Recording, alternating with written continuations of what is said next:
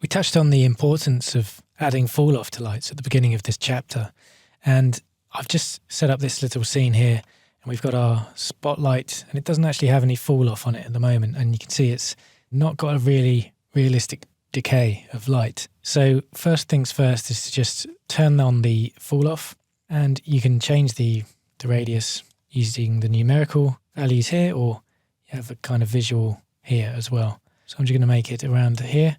You can see it's now falling off that distant point there. So this becomes more important when you get more lights in the scene. So say we want to fill in these shadows, we can add another light, and I've got one in the scene already. And it's just completely overpowering, completely washing everything out. We lose all that character in the scene, and it just looks terrible.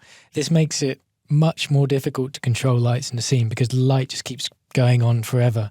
So let's add a falloff to this light that we have here. And now we're getting back the atmosphere that we were creating. And you can just change the falloff like so.